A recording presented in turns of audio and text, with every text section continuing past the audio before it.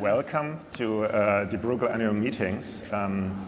It's an extreme pleasure for me to be back in a room with you, and that we, after I think 1 year of break, we now again have the annual meetings in physical form, even so in a more limited format. And please bear with me, I haven't been moderating a physical event for 18 months, so might be not so easy-handed as usual. So today we are going to talk about the role of the state in providing infrastructure for decarbonization. This sounds like a relatively technical topic, but I think it's an extremely important one, because if we really take decarbonization by the middle of the century seriously, we will require massive investments in infrastructure. And with infrastructure, I mean essentially kind of enabling investments that allow different actors to use the same tools like electricity charging infrastructure, electricity transmission, hydrogen transmission, waste management systems. So things that essentially are centrally provided, very often have natural monopoly characteristics, and where classic markets do not really provide the investments that we need to get the right amount of the investment for achieving our targets. Now the problem gets even more complicated because we have a very clear direction in mind, so we cannot really keep going with the business as usual, but we have to change the way in which we operate. And the other big challenge is essentially that we have so many actors involved here, and the current regulatory system for all those sectors is very different among each other, and it's very complicated.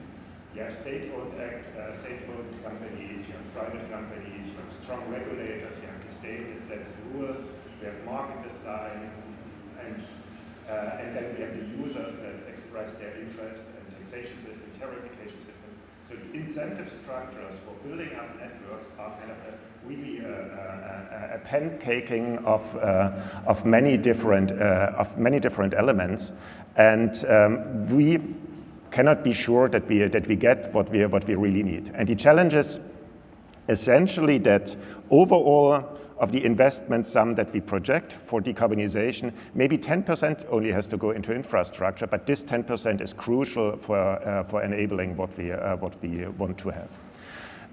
So to kick off a bit your thinking and also the thinking of the audience online, we prepared 2 questions on Slido that you can answer now, and at the end of the session we will have a look into those questions. So I hope the questions can appear on the screen.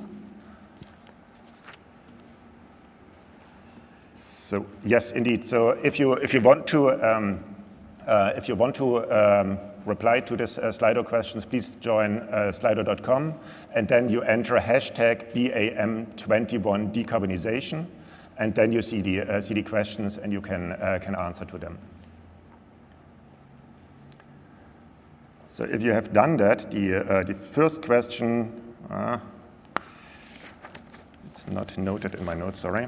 I hope the colleagues will show it on the screen as well.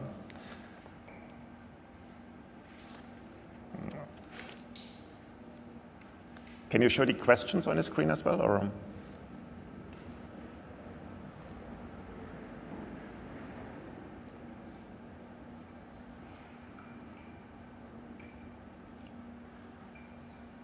Good. Then, okay. People can do that now, and they'll see the question. I don't recall them by heart.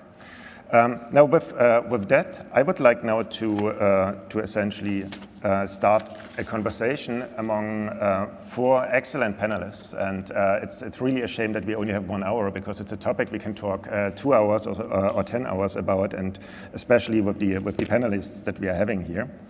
And I would like first to give the floor to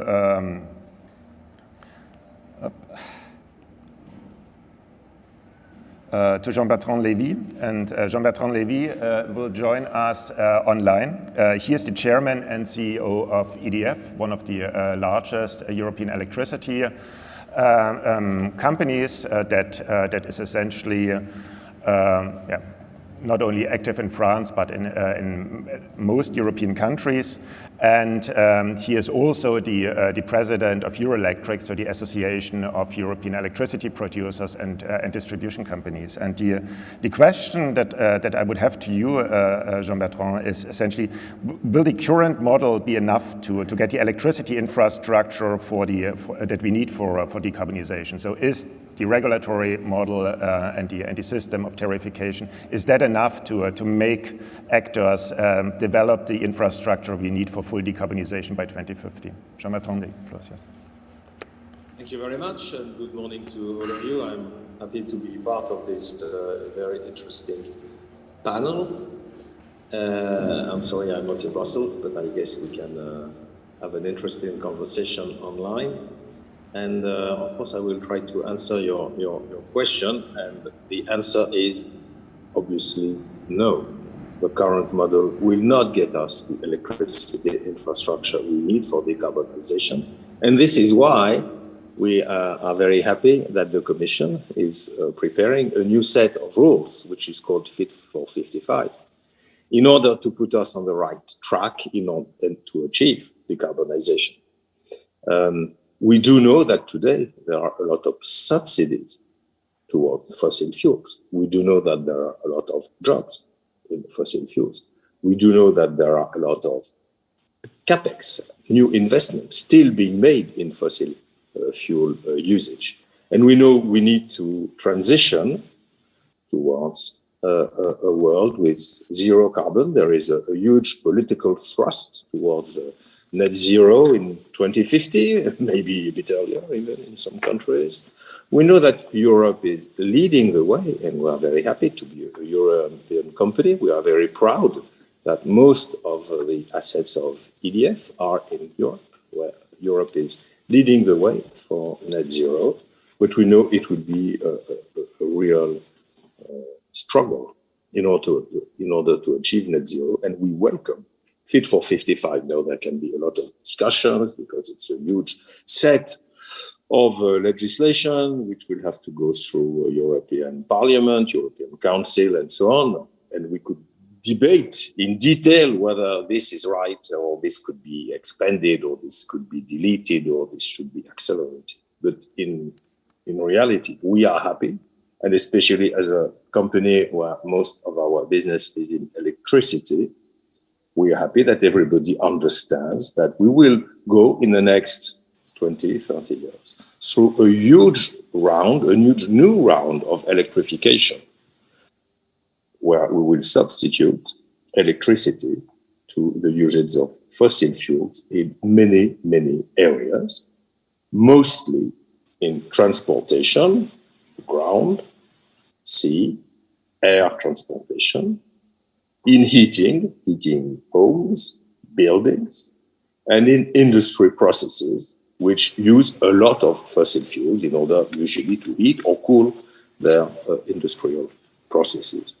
And in that respect, we need to build a big amount of new infrastructure, because the electricity demand will be significantly higher than what it is today, even if we do understand that at the same time there will be a growth in demand, there will be the positive results of energy efficiency rules, incentives, which will mean we will have a less energetic economy, that the density of energy to make €1 of GDP will be less than what it is today.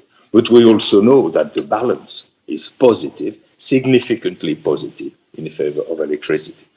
So what do we have to do? We have to build more infrastructure in order to satisfy this new demand. And we also have to replace a lot of existing fossil-based electricity infrastructure by decarbonized electricity infrastructure. So we have in front of us 20, 30 years of significant growth in order to meet the new demand and in order to substitute non-fossil-based electricity to fossil-based electricity. A few more points I would like to make, maybe before we have the debate. First, think we should look at the way that the member states and the Commission, and obviously the Commission can say, well, you know, we only do what member states ask us to do, but we also know that the weight of the Commission in the 27 member states with the amazing governance that has been decided, where Germany and Malta have the same rights in many, many aspects. The role of the Commission is very important. So the Commission and the member states, they have to tell us at one point in time, especially as you know, we have to plan, we have to invest, we have to take risks in making investments. And as a CEO of a company, one of my major decisions is chairing an investment committee, where I have to decide what is the right level of risk to take for infrastructure which will be built in 2030 and which will operate from 2030 to 2060, 2090 or whatever. So we need to understand what are the rules. And one of the major rules, which today to me is unclear, and I know there is a very high level representative of the Commission with us, is has the Commission and the member states, have they decided today through the Green Deal, Fit for 55, etc., have they decided that there is a new hierarchy of priorities within the European Union? Because today, obviously, preservation of the planet is second to the rules of the internal market. So I spend a lot of my life talking about preservation of the planet in the next 5 to 50 years. But I spent a lot of my daily life working on major matters which are in the hands of people for which there is an approach of European construction, which is by far much more built on the competition rules, on what should be the better fluidity of the internal market, how can we satisfy consumer demand by a diversity of new players and so on, and how can we help the small guys beat the big guys and so on, and obviously we are big guys. So today there is a conflict of priorities and it has not yet been resolved. Or if it has been resolved, to us, it is very clear. All the signs today are that competition rules are ahead and that the preservation of the planet today is not more important, is not even equally important to what the internal market rules have been, the single market rules have been for the last 25 or 30 years or more. Second point I would like to make is that we need to be clear about nuclear. Obviously, we are a large nuclear operator. There are other nuclear operators in Europe. There are several countries which are trying to get nuclear to be approved by the Commission and the member states as one of the way to decarbonize. Now, whether it is IPCC, which is not a European body, whether it is the IEA, which is not a European body, and many other institutions tell us that we will not meet our decarbonization targets without nuclear. And we need to be clear about nuclear, and the Commission is not clear today about nuclear. It is ambiguous. We are still waiting for taxonomy. We still have a lot of obstacles being made to those people who think that nuclear, and there are many states in that case, that nuclear will be key to the solution, and we need to have a clear view. And the third point I would like to make is regarding hydrogen. And when I discuss with especially transportation or industry companies, steel, cement, chemicals, etc., they're all looking for hydrogen. And we will not have a lot of hydrogen. So I think one of the key debates we should have is also planning the hydrogen infrastructure. What do we want it? Where do we want it to go? Do we want the hydrogen to be a market where hydrogen will be rare, scarce, and will be expensive? Or do we need a plan to organize the future hydrogen priority for supply and demand? Because between air transportation, maritime applications, heavy load terrestrial transportation, industry process, decarbonization, and so on, today, as I see it, even if we are all hoping we will have carbon capture, storage at a reasonable price, if we can have electrolyzers at a reasonable price. At this stage, we do not foresee that we will have enough hydrogen. So when we discuss about the electricity infrastructure and the modeling and the planning, I think we should also think about the priorities for hydrogen applications. So this is what I wanted to say to my fellow panelists. Thank you very much. Many thanks, Jean-Bernard, and I'm especially grateful for the very clear positioning on three such controversial issues, like kind of conflicting priorities, competition policy, and other market rules versus decarbonization. On nuclear, I think we haven't expected any other view, and then on the role of hydrogen. Now, I would like to give the floor to Laurence Turbiana. Laurence Turbiana is the head of the European Climate Foundation, and she has been a special envoy in the Paris COP and has been very instrumental in achieving the Paris Agreement and enabling that. So we are very grateful to have you here today. And I would essentially want to ask you what your take is in terms of infrastructure planning and infrastructure provisioning, whether you think we should kind of try to keep it as much to the market as we currently do, or whether your take is that governments and states should take a stronger role in directing it and also providing the financing for it. So the floor is yours. Thank you, Rob.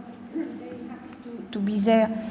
In a way, building on what Jean-Bernard Lévy said immediately, there is really a problem of trade-off between the different objectives of the way the electricity market, infrastructure, the way we have been thinking about that and investment, and vis-à-vis the very, very transformational target we have decided to pursue. And the Fit for 55, it's a revolution. I don't think we even realize totally what does it mean, but it will come. That's why this discussion is so important, and it's not a technical discussion, mostly because there is a lot of political element, in particular between, again, the trade-off between the actual short-term elements and what will happen in the long term. So that's for that reason, and because we now have target on renewable energy, on the decarbonization, and it's not only in Europe, it's as well, hopefully, somewhere else. Look at the US, crossing fingers if they are able to do that on the decarbonization of the electricity, or even the movement you see in China. So then what do we do ourselves? If we just rely to the market to build that, we know that it's just too complicated. You mentioned, of course, the natural monopoly type of structure. So we need now a government really taking off a new wave of planning of infrastructure. It's a good moment, no?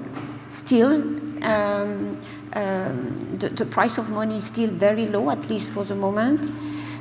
We have a widespread support for climate ambition. Again, it's not only easy because of the local elements, in particular in developing the infrastructure and renewable energy. And as Jean-Bernard said, first is just stop fossil fuel, building on fossil and betting on fossil fuel assets. I know the gas issue is complex, and I'm sure we will discuss that later on. So I do think that, and there was a very good paper in the Financial Times recently on the gas crunch, and the writer was saying maybe the problem is not so much, it's mainly the demand. Can we use less gas, or how we use less gas? So I do think we should be convinced that the government can play, one, because the value, the benefits of the clean energy infrastructure, one, will not happen if the government doesn't come in. And we need this on different sectors, and transport, of course, in particular, or electricity is very important. And the job creation is something very important after this crisis, within this crisis of pandemic, which is anyway not really over, and because we need this transition in the fossil fuel sector activity, wherever they are, we need to create job and infrastructure. Clean infrastructure is a very big potential of job creation. there was we published a report that this massive investment in infrastructure, and compare with what has been published elsewhere, I think about this very good Stern, Stiglitz, and Cameron Hepburn paper, but that's the same. The boost of GDP could be really significant with infrastructure. We could save, at the end of the day, not immediately, energy bill for European household, and of course the creation of jobs. So, but in a way, nobody's believing so much on this very high multiplier, and that's why it's a very important short-term discussion to demonstrate it. So what's the role of government? Certainly to help harmonize the infrastructure building. We can absolutely combine that with private investment. It's a problem of regulation and blended finance in many cases. In particular, of course, also charging infrastructure for transport. We need both to work together, but we need a regulation at EU level. If not, it will be a catastrophe. We have 10 models of charging infrastructure. And again, we need a lot of money. I think Cambridge Economics has evaluated at 23 billion of cumulative investment for the charging infrastructure for vehicles by 2030. And we need publicly accessible charging. So that's as well, if the government don't do it, within the framework that I think the EU Commission has to design, we will not get there. And transport is a key element for Fit for 55. I think we have spent too little time in spending about the big collective transport which trains infrastructure are. Sometimes I don't understand why so little appetite for having a great network of trains within Europe. I don't know, it seems that the trained people are in a silo and nobody talks too much to them. So anyway, I understood the effort of Portugal to raise that issue again, but we will not have all the goods and the goods, moving the goods requires this, and it cannot be done by the market. At the contrary, the market is giving exactly the sign in the opposite direction. And I see, looking at my country, in France, the goods that are transported by train are going down and down every year. So that means that the market cannot offer what we are looking for, the Fit for 55. And finally, and two more points. One, I think we see the trade-offs between big infrastructure and local resistance, wind farm, electrification, grids, etc. But what about, in a way, because on the side, there are citizens who want climate action. So I think that the way to bridge that divergence is through involving more citizens in more localized infrastructure, so they see the link between the local project, in particular on electricity, they could support. Germany is sometimes a very good example for that, but at the same time, understanding the logic to have the big infrastructure. If it's only a top-down, there is resistance. If there is a discussion, why we are doing that, how to do it better, I think that can change. So it's not only investment plan, it's a democratic discussion with people, and there are different models to do that in Europe, I think can be done. And finally, that's why this debate is so important. We are now to understand how we manage the rising energy prices, the rising of electricity prices, when, in a way, the prospect looks good, relatively good, on, of course, probably because of the competitiveness of renewable energy, probably in the long term, lower price. But now we have this tension. And it is connected, of course, with the reform of the emission trading system that is planned, the problem of how actors are hedging against, which is good, they take the Fit for 55 seriously. So because of that, they just begin to react. And I think we need to have a more political approach to how we handle this problem, because if not, and that's my last point, I'm aware and concerned about the backlash around what is a very necessary package of policies, but should not be undermined by finally political backlash or unrest or opposition, because we have not managed that. So that's my 7 points. Many thanks, Laurence. I took from you a couple of extremely complicated trade-offs between kind of local resistance and global decarbonization and short-term versus long-term, and kind of the right time to turn to the European Commission and to Diederik Samson to essentially kind of give us a view on whether you're essentially planning to go some incremental steps in trying to reform and somewhat change the existing system, or whether to get this massive amount of infrastructure investment that I think we all agree are needed, you would or have in mind a really substantial revamp of the way in which infrastructure investments are encouraged in Europe. Yes, because it's clear for everyone that if we want to reach our targets Fit for 55, which is only the intermediate step towards a fully decarbonized economy, if you want to reach that, you need massive new infrastructure. And actually that new is twofold. You need massive new capacity, that's correct, the electrification was already mentioned by Bernard, but also you need massive more, let's say, intelligence. Flexibility, it's sometimes called, but we can't rely on thicker cables with more copper to transport all the electricity. We need to get a smarter grid, way smarter than right now. And that brings me to maybe a sort of natural division of tasks between market and government. You could argue that the first part of the challenge, the capacity, installing much more pipelines, transmission lines, whatever. I will talk about hydrogen maybe a little later. That is more of a government task. Increasing the intelligence of our energy and especially our electricity system, that's something the market should do. And I'm actually waiting, I'm longing for new disruptive technologies for prosumers, where consumers and producers, being the same household, can exchange electricity with each other, with their car, with their work, maybe based on blockchain technology. It's all possible right now.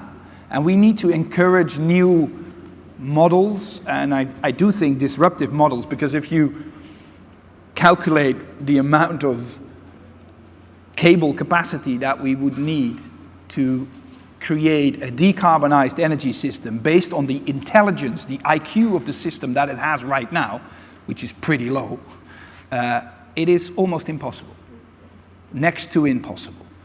The Chinese are doing an incredible job, but they are using all the copper in the world at the moment. So we need a smarter system. So we need that symbiotic tango, if you want to compare it with something, the tango, which is a very difficult dance to do with two persons, and we are 520 million, between market and government. So government needs to set the right steps at the right time, and market need to set the right steps at the right time, and they all have their own dynamics and their own logic and their own business models. But I do think, on an optimistic note, that most of the elements for such a market ordering or system design are present in our current system. The unbundling of transportation and production is an important element. The regulation of production or of transporting prices is a very important element. So in theory, you could get there without any government investment. You could get there by just strong government regulation and incentivizing the market to do the right things. Unfortunately, theory is not the same as practice, because we are lacking one element there, which is investment certainty. The market needs to know exactly where we want to go. And there's one problem: we don't even know ourselves. We don't have all the answers to all the questions about a decarbonized energy system right now. We don't know exactly what the role of hydrogen is going to be. How much hydrogen are we going to use in the transport system? Less than we thought 5 years ago. Maybe zero. Maybe full battery electrification is possible in our at least road transport system, but maybe not. Nobody knows exactly, and that's where a government also needs to step in, and maybe a set of governments called the EU needs to step in and take the lead also in its investments. And that requires the political will to take risks, because investments always involve risks, also government investments, maybe not financial risk, but big political risks, because it also needs the willingness to make mistakes. And that's a bit of a problem right now in our European governing environment. A mistake is a deadly sin for a politician. But I can tell you, what we will see, if we do this right, we will see a lot of wrong things. We will see bridges to nowhere in terms of transport infrastructure. We will see projects of hydrogen production and consumption with big pipelines in between where, unfortunately, the consumption never arises or the production never gets off the ground. And there you are. Governments have to explain to their taxpayers that we give it our best attempt, we give it a try, but not everything goes right. And I do see too little appetite for risk also at a government level to do this. And we need to take that risk in order to avoid a much bigger problem, which is climate change. So in short, I do think we have a natural division of task between government and market. The elements of creating that system are on the ground, but we need to step up our game in terms of regulation, yes, and Fit for 55 is packed with proposals to do so, but also in terms of our own willingness to take risks and to invest in a new future. And that's, I think, going to be our biggest challenge. Yeah, thanks a lot, Diederik. I think that was extremely clear, and I like the picture of the tango and the Commission being essentially the leading partner in the dance, and the others follow, our industry and businesses following. And your point on the need for more risk taking and accepting failure in the way is very well taken. In the next round, would like to ask then Jean-Bertrand to essentially maybe react a bit to what Diederik Samsom said, just because I didn't mention it before. He is head of the cabinet of Franz Timmermans, so really at the part of the steering wheel of what is being put on the agenda. Now, let me turn to the last panelist before this round. I would like to turn to Simone Tagliapietra, who is my colleague at Bruegel, a senior fellow on energy and climate, and also to you, Simone. What's your take essentially on your role that governments will have to play to get the infrastructure right? Thank you, Georg. Let me start possibly by putting a number on our discussion today. Last week, we at Bruegel published a quick review of the various estimations made by different organizations about investment requirements to get to net zero. And there seems to be a consensus that while today the world invests around 2.5% of GDP on energy, infrastructure and investments, these will have to go up to 4.5% of global GDP by 2030. If you look at the own estimations of the European Commission, to get to the new climate target for 2030, we will need additional investments in the magnitude of 360 billion euro per year in Europe. So we are talking about a very massive investment requirement to deliver on our climate objectives. Now, the question that you posed, Georg, is what can governments do? And in my view, there are two different things that government could and should do in this field. The first is to provide the right framework conditions. It's crystal clear that most of these investments will have to be made by the private sector. So there is nothing as important for the public sector to provide a clear sense of direction. But the clear sense of direction doesn't need to be only based on targets. That's important, but that's not sufficient. You need to turn targets into pathways. You need packages like the Fit for 55 that provide the exact policy framework and regulation and carbon pricing signals to make sure that the private sector moves in the right direction, because it's not a matter only of additional investments, but it is also a matter of redirecting the existing investment flows from brown to green.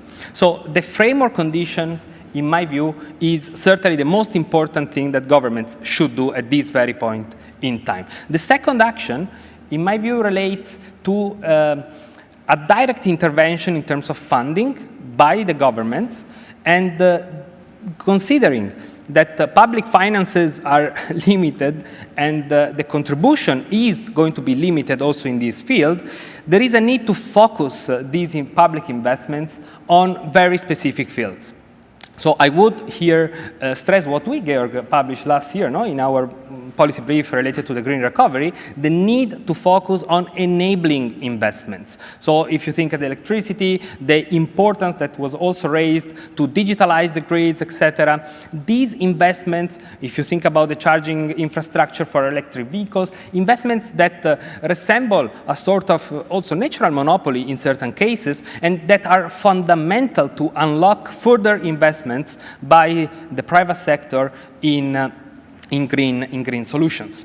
Now, the good news is that European governments, for example, seems to be focusing on these investments. We at Bruegel, as you have probably seen, developed a database on the national recovery and resilience plans. We digged particularly also into the green area, and we clearly see that governments are planning to invest their recovery funds also into these sort of enabling investments. So this is a good sign. This is something that could certainly facilitate the unrolling of the energy transition in Europe and therefore the achievement of our climate targets. But of course, implementation, a timely implementation of the plans will be of paramount importance to get there. To conclude, I think that one of the most fascinating discussions that will be coming up in the fall and early next year, and of course we at Bruegel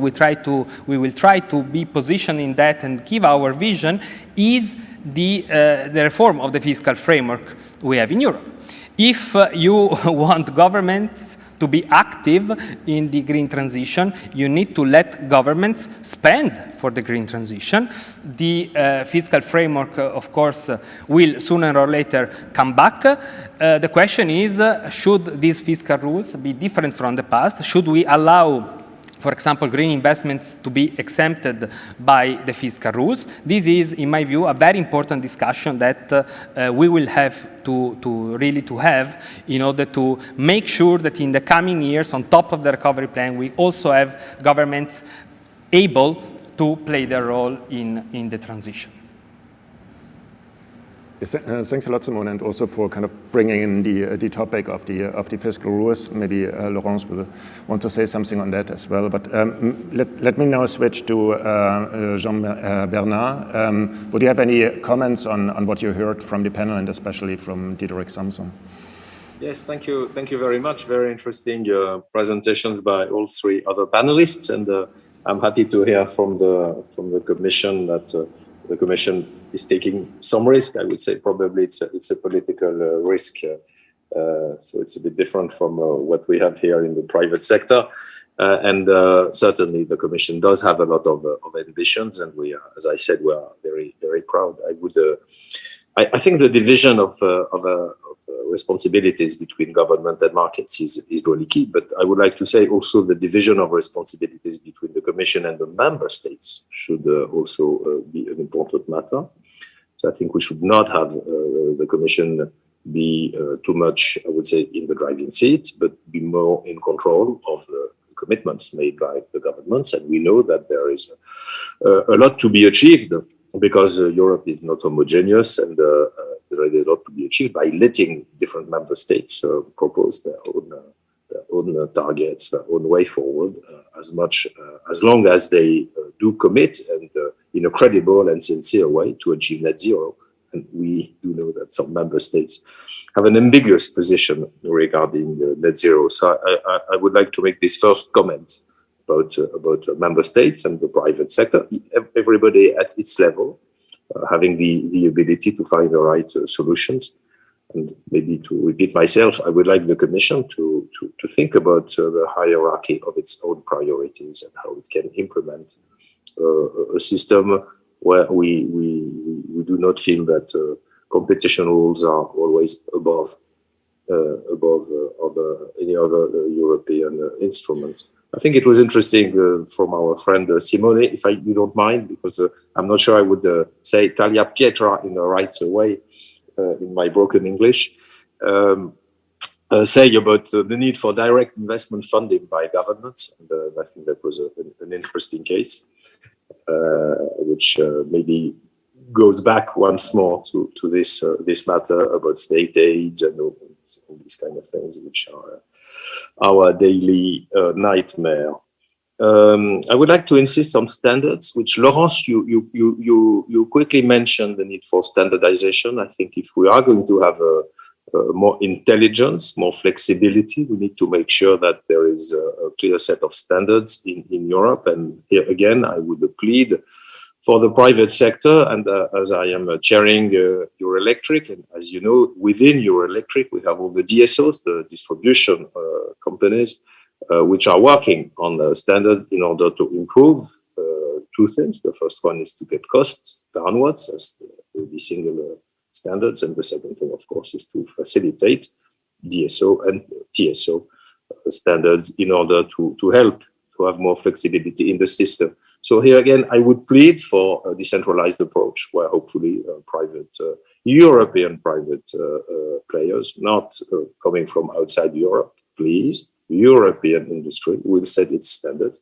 It has been successful in an industry where I spent most of my career. Maybe a lot of you do know that the GSM, the mobile standard, was invented by European industry players a long time ago. That was around 1987, and it's become the de facto world standard over time. So I think we should have a standards approach, also letting the governments letting private sector lead. And last point I would like to make is that we have already maybe a bit more intelligence in the systems than what we have heard earlier on. I do agree there is still a lot to be done. But there is a regulation regarding smart meters, which is implemented in Europe and which I think is a success. And with the smart meters, we already give our consumers a lot of support in helping them bring under control their bills, bring their bills under control. I think the smart meter is just the first path towards a more extended set of services. We are working on it in various countries, and I think we should be optimistic that as we have the most expensive first break into a more flexible electricity system, which is the smart meter, because we have hundreds of millions of smart meters in Europe, then we can bring a more flexible electricity system, including self-consumption, but also including more efficiency, because the smart meter is the first tool to help operators like us provide our consumers with algorithms and tools in order to bring their bills down. Thank you. Well, I wanted to come back to the point of the hierarchy that the Commission needs to set right, in the words of Bernard. I think it's a bit of an unfair comparison between saving the planet and the internal market. One is a goal and the other one is a mean. Saving our planet is our goal. The internal market is a mean. What was the wrong, or you could say what is really the dilemma, is saving the planet or getting filthy rich. That was two goals that are somewhat conflicting with each other. And I'm exaggerating. You could also say becoming a very wealthy continent instead of becoming filthy rich. But that's what is conflicting with each other. And it's correct that we have put the internal market at the service of becoming very wealthy. That was basically the traditional means to a goal. So the traditional means to an end was the mean is the internal market and the goal is to get very wealthy. What we have to do right now, and I think we are in Fit for 55, we're resetting a lot of buttons to do that, is to set the internal market at the service of saving our planet, which is possible. I mean, you just gave the examples of a market for efficient, flexible services in the electricity system where you can help your consumers save energy or produce clean energy or even sell clean energy and earn some money with it. That's what internal markets could do. The same goes for the market for charging stations for charging your car. Indeed, where we need a European standard to get that done. So what we need to do, and as I said, in Fit for 55, we already reset some buttons to do that, is put the internal market at the service of the ultimate goal. Because I dare to say that the ultimate goal of humanity should be to preserve our planet. And if we can get very wealthy along the way, that would be very nice. And I do think in all my optimism that that is possible. But it's not the other way around. Our ultimate goal should not be to get very wealthy, and if we save our planet along the way, that would be very nice. Because that's the wrong priority. And what I feel, and that's actually not the Commission that sets this priority. It's the society that sets this priority. And that's why I'm so optimistic, because what I saw happening in the last, you could say decade maybe, but accelerated in the last 4 to 5 years, is an enormous shift of priority in society, especially amongst the young people who are actually deciding our future in the end. So that's the best group of people that if they change their priority, it's for the long run. And I do think we have to reflect that. In my extreme bias, I do think we did in the Fit for 55 package, but that's how we have to reorganize the internal market to serve a different purpose than the traditional one of getting very wealthy. The new purpose is saving our planet for the future.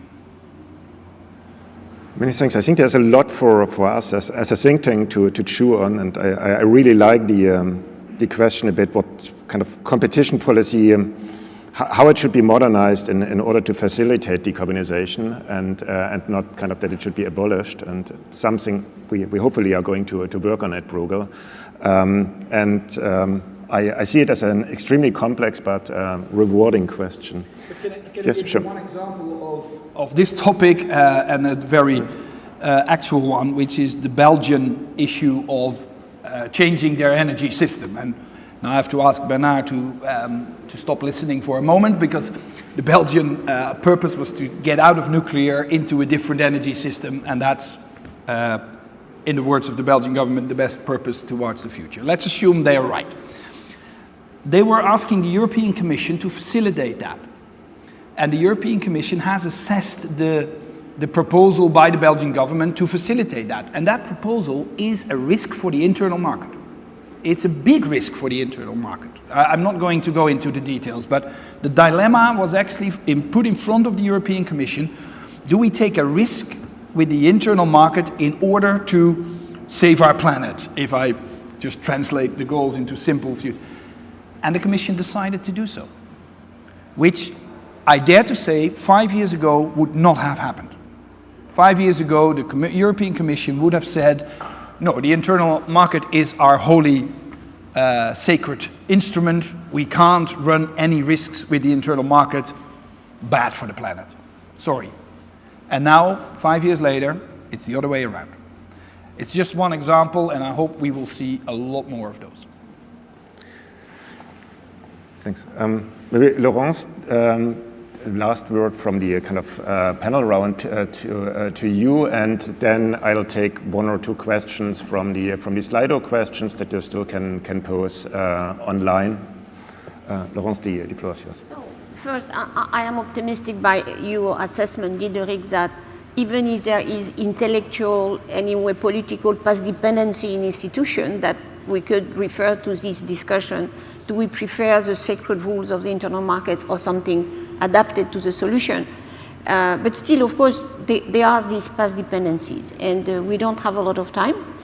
And I think it's interesting in a way to, one, it's very clear that the citizens are giving a political space, a policy space that was not existing before, because they support that climate action, a really green society, saving the planet versus wealth, they are giving that support. So, but now the problem is government have to size that, and of course that's not the way they always do, because they are discussing mainly between finding short-term compromise between vested interests.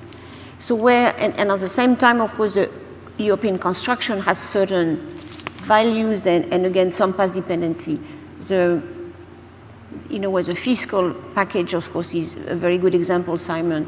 If we don't prolong that, which was a very big opening, into that investment in green infrastructure should be considered differently. And of course, that's a break of the rules. And you have seen, of course, the tension around the mandate, in particular on the ECB, etc. But that's very important. So this type of intellectual framing has to be reassessed. That's why I think even on, again, it's a very new problem, this short-term problem of the electricity market.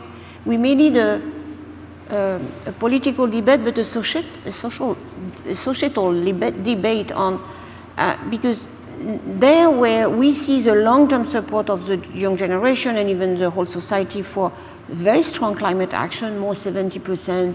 You take all the polls, even in Poland, Hungary, and Czech Republic, you see that 65 or 69 wants very important climate action, and 75 of them think that we are not doing enough. So that's true. But then how you, in a way, you accompany this evolution with dealing with the short-term problems that, of course, we were discussing earlier.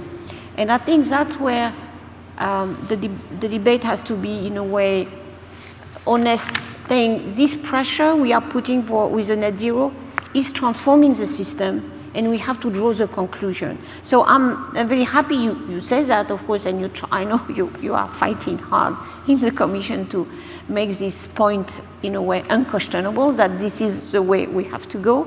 But then we have a lot to draw on the international market, on the electricity market structure, on the consideration how you deal investment in debt. So we need a whole revamping on what was the intellectual underpinning of all the system. And I'm happy you see we are going on, but I think it requires a lot of revision in my view. Many thanks, Laurence. I hope that also in other sessions we are going to speak here about the fiscal framework at the annual meeting. I would now like to take one question from the audience that has been sent on Slido, and I think it's essentially I take the first one because I find it rather pertinent that it allows me to at the end also try to bring some of the thoughts together. So the question by Luca Franza is, building new large infrastructure will be easier in economically dense regions thanks to the economies of scale, and I think that makes sense. So do we, maybe in an initial period, peripheral regions risk of being left behind in future plans? So are we going to build infrastructure first where it's most dense, and then we are increasing even the divergence that we have in Europe for the sake of efficiency? Maybe as you're sitting next to me, Didier again. Well, this is a traditional risk of any transition. And that's why we invented the concept of the just transition to mitigate that risk. But with every transition, you can see it in the internet. I mean, the peripheral regions have slower internet because it's easier to do glass fiber if you can get door to door within 10 meters from door to door. But we can regulate that and we can support that with money. In regulation, it's clear that in European regulation, a connection to the electricity grid has a fixed price, irrespective of how long the line is towards your house. So actually the dense regions are subsidizing a little, or a lot, the more outer regions, which is fine because it's fair to a certain extent. And we can also invest in, and the problem obviously gets bigger when the investments get bigger, because then the solidarity question gets bigger. There's more transfer of solidarity between one part of the population and the other part. I'm convinced that we can manage that, but I'm also convinced that we will always be in a situation where the internet in the outer regions is slower than the internet in the city, while the air in the outer region is much more clean than the air in the city. So there is always something to trade off here. But maybe to make it concrete, when you talk about the internet, would it then also be that installing heat pumps or electric chargers in some outer regions will be difficult because you don't have the kind of the capacity in the and they still would have to pay the high carbon prices? Yeah, so that's why we have to prevent that. That's why the just transition has to mitigate that risk, because this is indeed, if you leave it to the market, it's clear that the farm or the little village out there will never get to heat pumps because the line going towards that village cannot transmit that amount of electricity. And a just transition is the inherent concept to prevent that from happening, to guarantee everyone the possibility of decarbonizing within their capacity. The question is, that requires much more solidarity than it does today. It requires solidarity between households, between regions, between countries, and also, I dare to say, between continents. We haven't touched upon that question yet, but we will very soon, because there's 1.5 billion people south of Europe that have not been invited to our wealth party yet, and they will be. They will invite themselves, and we will have a lot of discussions about that, which are, well, basically the discussion that we have in Europe on steroids. But that's for a later time. Hopefully technology will enable us to manage that discussion. Now within Europe, it's a question of solidarity. And I can tell you, I don't need a glass sphere to look into the future. The discussion about Fit for 55 will not be about technology. It will not be about hydrogen or not. It will not be about electrical cars or not. It will be about solidarity. That's the political game of the Fit for 55. How much solidarity are we willing to put on the table in order to enable a continent as a whole, without leaving anybody behind, to decarbonize? And that's on all, as I said, on all levels: household, region, country, and yes, continent. Thanks a lot, Dietrich.